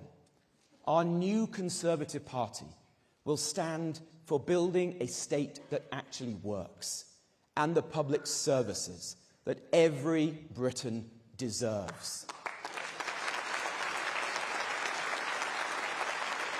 And finally, we must stand for our nation and our culture, for our identity and our way of life. Why is it that so much of the British establishment seems to put Britain last? I'm told that we only have enough munitions to last a few weeks in war. And yet our country is giving foreign aid to parts of the world richer than our own. So if I am your leader, I will stand for cutting our bloated foreign aid budget and for spending 3% of GDP on our defence. Finally doing what government is meant to do, the first duty of any government: keep the British people safe. And what of our culture? Well, how have we come to the point where a teacher from Batley remains in hiding because in a class on free speech, of all things, they showed a cartoon of Muhammad? How have we come to the point, on our watch, in which the NHS has facilitated thousands of children to have life-changing, life-altering surgery? How have we come to the point where the RAF, the Royal Air Force, has chosen pilots on the basis of race and gender? Well, I say, our new Conservative Party, we will be tolerant, but we will stand for never tolerating any of this ever again.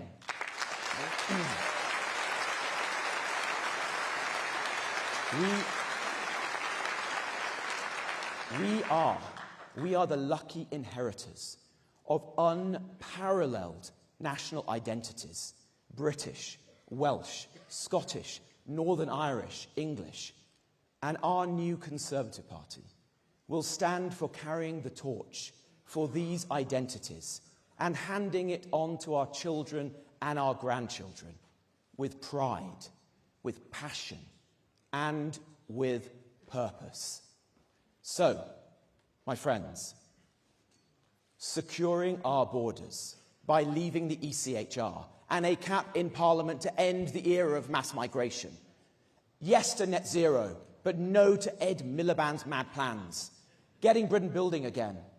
Defending our nation and our culture. Building a small state that actually works, not a big state that fails. 5 changes that our new Conservative Party will make. 5 stands that this new Conservative Party will take. As your leader, I will take a stand. The new Conservative Party will take a stand. Stand up for what is right. Stand up to those who are wrong. Stand alongside the hard-working men and women of this country who make Britain great and can make her greater still. Our party is at its best when we, friends, are the trade union of the working people of this country. From our seaside resorts to our rural outposts, from our industrial heartlands to our village greens, from world-class cities like this one, to the towns that I grew up in and I'm proud to represent. Britain rises when all our people rise, all of them. So let's help them to rise again. 1974, 2024, a country facing huge challenges, a Labour government already out of answers, an opposition, a Conservative opposition, facing a big choice to go along with a failed consensus that is driving our country into the ground, or to have the courage, to summon the courage to change course, to unite around the practical solutions to the challenges that we face, and to change, really change. I want to lead that change. I want to be that change. So come with me, join me, work with me in this new Conservative Party, and together let's take a stand for the country that we love. Thank you. Thank you, Conference. Thank you.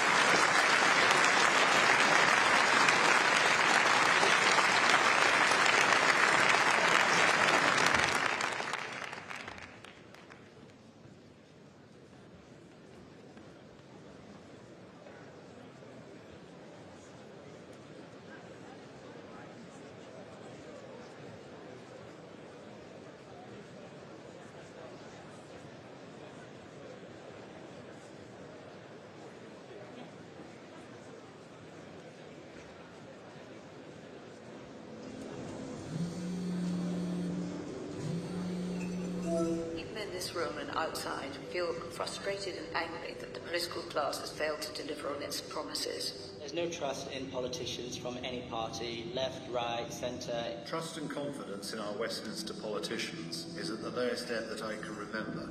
Too often they're saying one thing, and then when they get elected they do a different thing. People have become increasingly cynical. There is a lack of trust in politics and in politicians because too often people hear things but don't see the results. One of the things I hear quite frequently, you're all the same, all the parties are the same. We are not the same. The Conservative Party is different. The Conservative Party is special. Our values are the values of the British people, and we need to start talking about them again.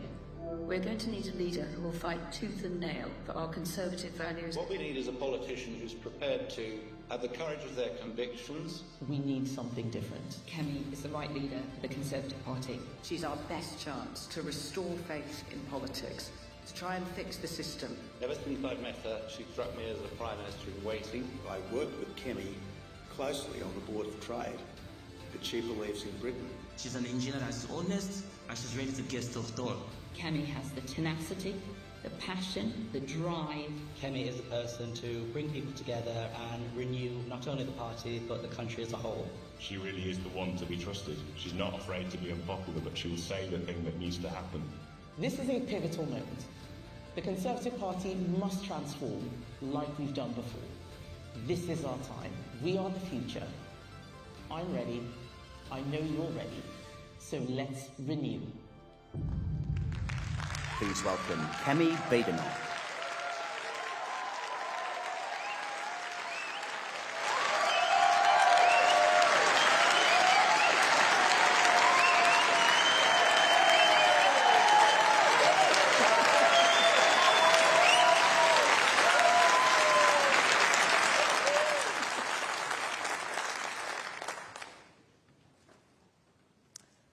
It is time to tell the truth. The truth about our party, the truth about our politics, the truth about our future. For too long, politicians have been scared of the truth. For too long, politicians have hidden behind spin. For too long, politicians have told the public what they wanted to hear and then done their own thing. Well, I say enough.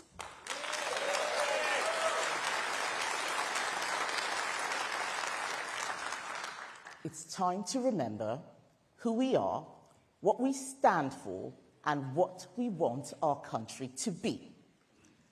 7 years ago, I stood on this stage, so proud to be a Conservative Member of Parliament. We had just lost our majority, but our party was still in government, and that was all that mattered. But I am no longer a bright-eyed, bushy-tailed backbencher. I am a veteran of 4 government departments and a former cabinet minister. I have seen the system from the inside. Ladies and gentlemen, the system is broken.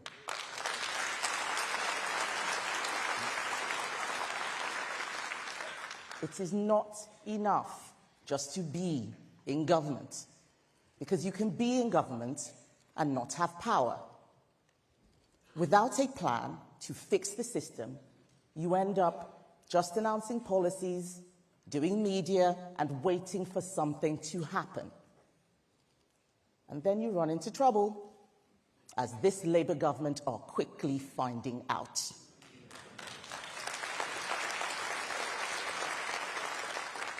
For us, it led to a reckoning, a historic defeat, worse than 1997, a defeat that could extinguish the Conservative Party. We have to get this right. We have to renew, and then we can regain the trust of the British people. Otherwise, the left will get more time to ruin our country. And they've started quickly, haven't they? I actually thought it would take them longer to fall apart. But it is clear that this Labour government will leave a mess behind. We will not manage that decline. The Conservative Party does not manage decline. The Conservative Party reverses decline.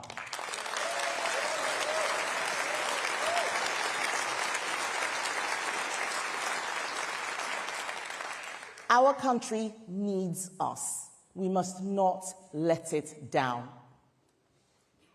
For this to work, we need to go back to first principles. Why are we Conservatives? So much of what made me a Conservative came from my parents. My late father was full of wisdom. He used to say, "Never take your spouse for granted." He also said, "Never run for fun because you'll get bad knees."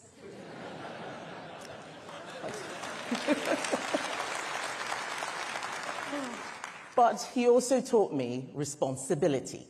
He would say 80% of what happens to you is down to you. He was right.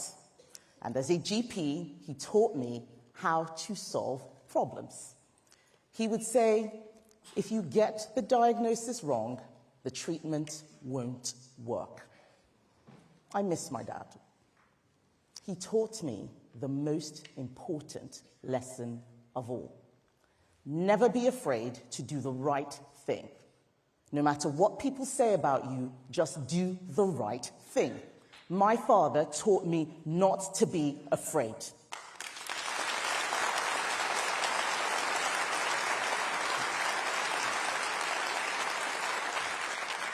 I was born here, but I grew up in a place where fear was everywhere. You cannot understand it unless you've lived it. Triple checking that all the doors and windows are locked, waking up in the night at every sound, listening as you hear your neighbors scream as they are being burgled and beaten, and wondering if your home will be next. When you've experienced that kind of fear, you're not worried about being attacked on Twitter.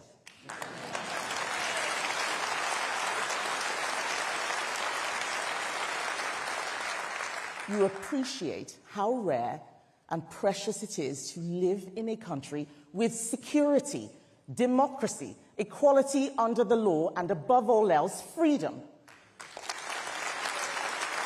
Free speech, free enterprise, free markets, conservative freedoms, conservative principles.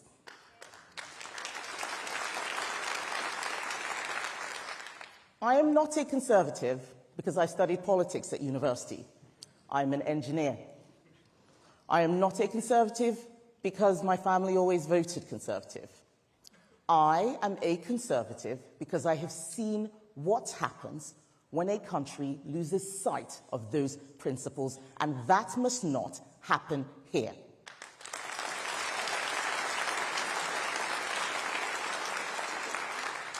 But if conservative principles are so great, why aren't we in government anymore? The truth is, we lost faith and stopped acting like conservatives. We stopped being leaders and became managers. We spoke right and governed left, and when we went after Labour votes, we lost our own.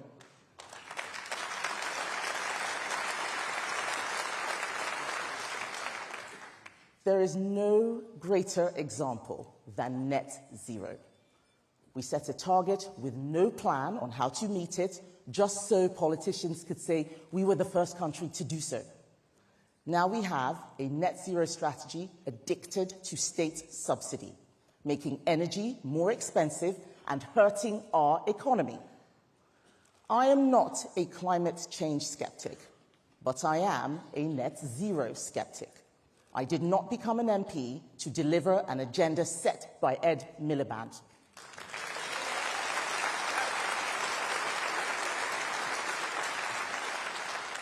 Promises must come with a plan. Plans must be based on principles. That is the conservative way.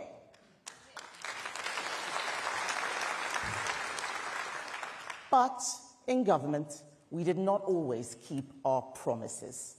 We promised to lower taxes. They went up. We promised to lower immigration. It went up. Why? Because the Treasury said high immigration was good for the economy, but we knew it was not good for our country. And we did not always defend our values. We did not defend capitalism. Capitalism does not mean corporatism. It does not mean monopolies. It means free markets and competition. We didn't always protect those principles. Like Labour, we raised taxes on business, corporation tax, capital gains tax, we taxed dividends, and we regulated like Labour. So instead of encouraging people to start and grow a business, it got harder and harder. Economics is not just some technical exercise. It's about people, their hopes and their aspirations. It's how we help the poorest in society. In the 80s, our party gave this country a golden age of wealth creation. Where is that now?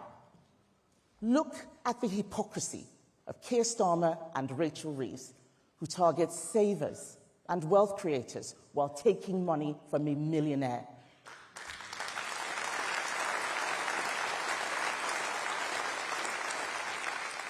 The Conservatives have to be the party of wealth creation. Wealth is not a dirty word. It supports jobs and families. It pays for our schools and our health service. We should defend it and encourage it. We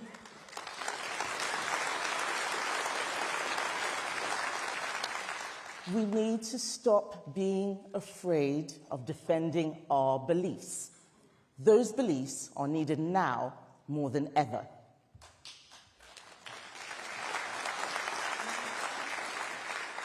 They are needed now more than ever because a new political force has risen. Something I have been fighting all my political career: identity politics. Like the 1970s, we face a battle of ideas against the left and its desire for ever greater social and economic control. It is socialism returned, socialism in a suit.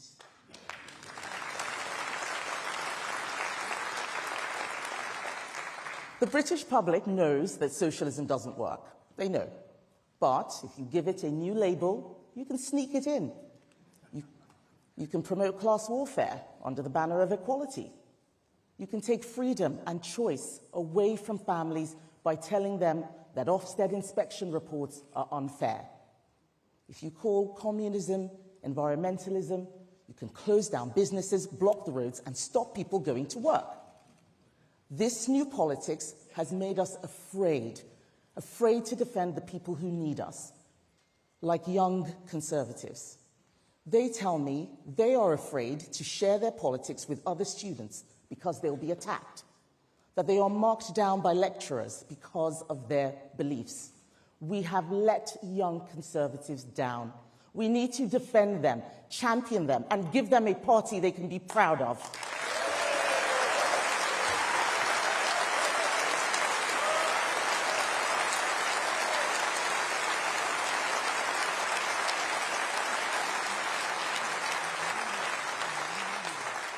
But other people need us too, like women.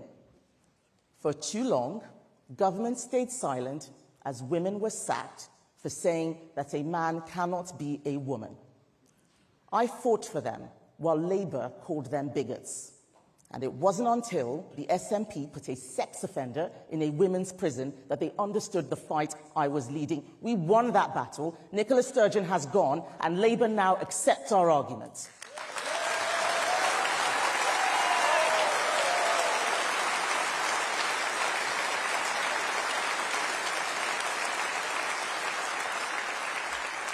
We are conservatives, elected to conserve what is great about our country. Thank you. We cannot sit by as the left denigrate our history and pull down our monuments. We must not be afraid, as we were in Batley. We must not be afraid to get involved, where a teacher was driven into hiding by Islamist thugs, or when the very worst crimes were committed, when young girls were groomed and raped for years in Rotherham and Rochdale, and nothing happened.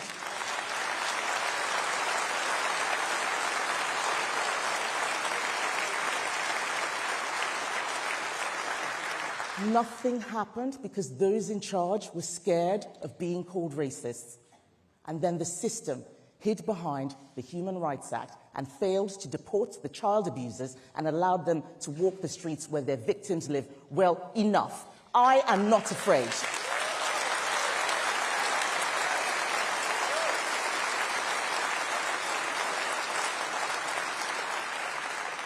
This stealthy poisoning of our society needs to stop. And let's face it, the Liberal Democrats are not going to defend our country. Unlike the left, we know right from wrong.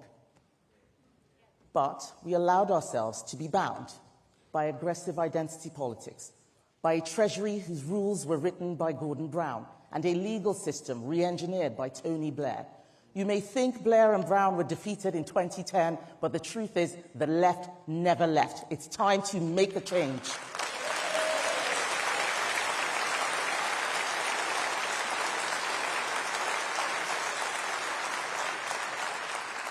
Ministers need to be able to make decisions that aren't endlessly challenged in the courts. If people don't like those decisions, there are elections. If the law says the government can't deport a foreign child abuser, then the law is an ass.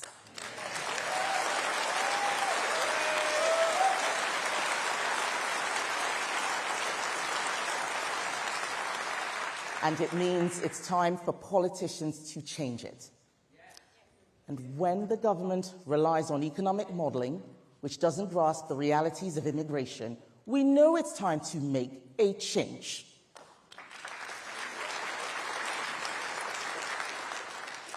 So here is what we are going to do. We are going to rewrite the rules of the game.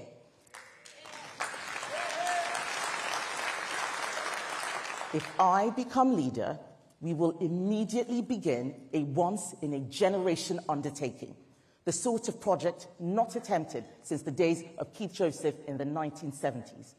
A comprehensive plan to reprogram the British state, to reboot the British economy. A new blueprint for the great machine of our country, one that goes far beyond the relationship with the EU or the ECHR, a plan that considers every aspect of what the state does and why it does it.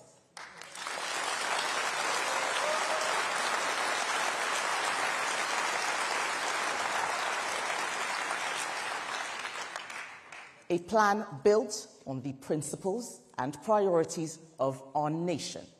A plan that looks at our international agreements, at the Human Rights Act, the Equality Act, at judicial review and judicial activism, at the Treasury and the Bank of England, at devolutions and quangos, at the civil service and the health service, at how we use power to give power to the British people.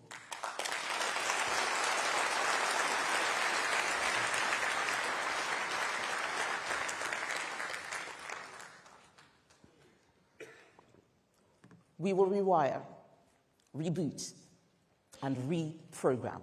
Nothing is more exciting to me. I am an engineer, and engineers do not hide from the truth.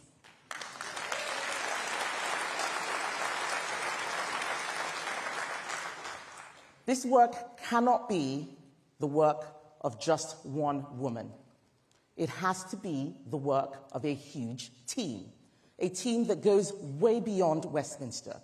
Our party is not a club or a clique. We're not just the ERG, the TRG, or One Nation. We are one Conservative party. We are a movement, a conservative movement.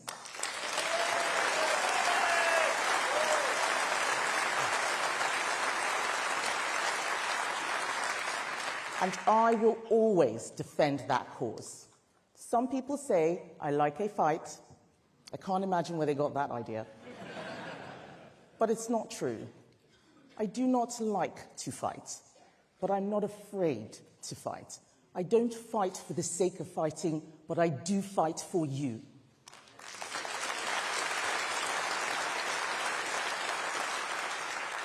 Every day of the last Parliament, I fought for Conservative values.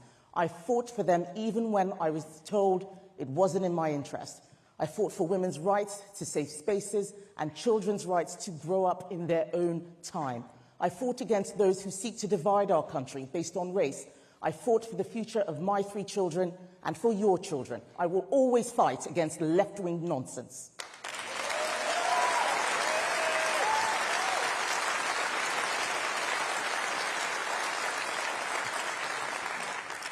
I'm sad to be in opposition, but there's a part of me that's excited because opposition is an opportunity to make Angie uncomfortable, to make Rachel wriggle, and make Starmer sweat. We are going to have fun.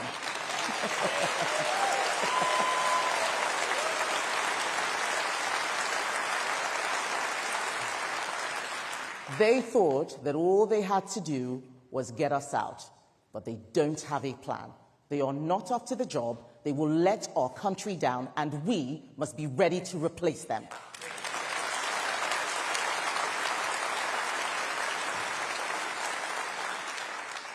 My campaign is not about me. It's about all of us. It's called Renewal 2030 because we have to renew. And 2030 is likely the first full year we could have in government.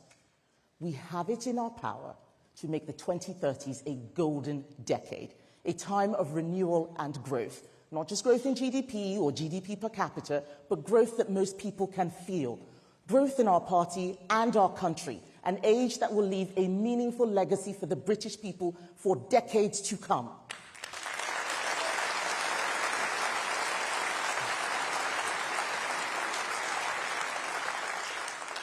A renewal based on personal responsibility, family, sovereignty, and capitalism. As Trade Secretary, I saw it all over the world.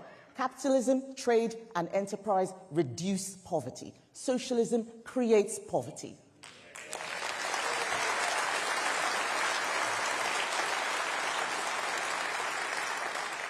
Government prides itself on growing the economy. But government does not create growth. Business creates growth. Government needs to get out of the way.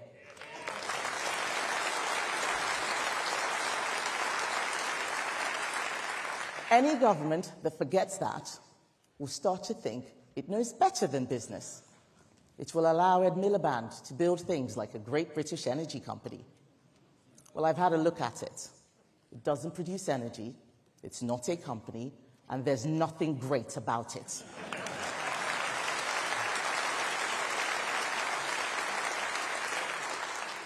Government needs to be the servant of the market, not its master. It needs to protect fair play and proper competition. But the wealth of the country comes from the people who work in it, not the people who live off it.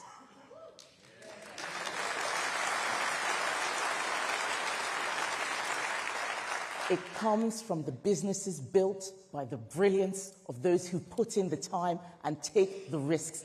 We will help them to shoot for the stars.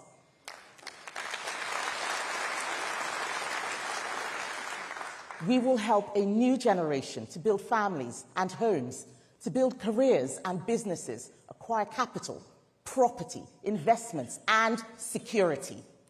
We will take the shackles off the economy so that it can fly and take the country with it.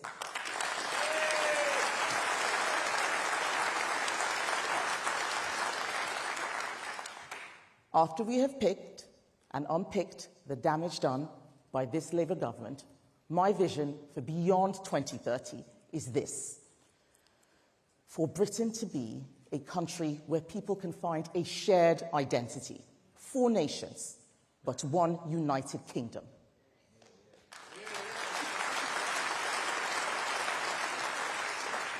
A country where being a British citizen means more than just having a British passport.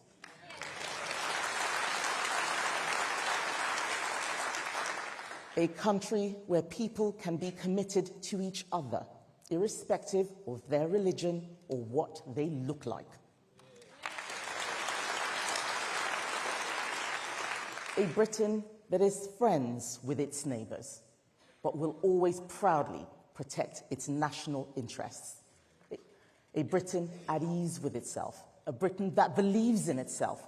And that sort of Britain can only come about because of renewed conservative principles.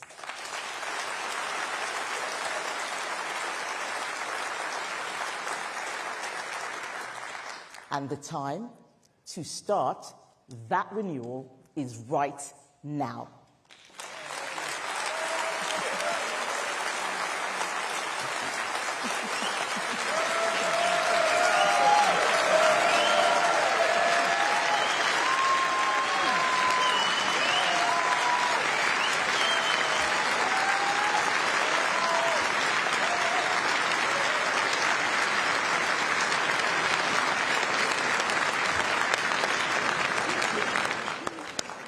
Wow. Wow. Wow. So, ladies and gentlemen, there it is. In a few weeks' time, one of our excellent candidates will be elected as the next leader of our party. And our new leader, whoever he or she is going to need to hit the ground running, starting with some big local elections in May next year.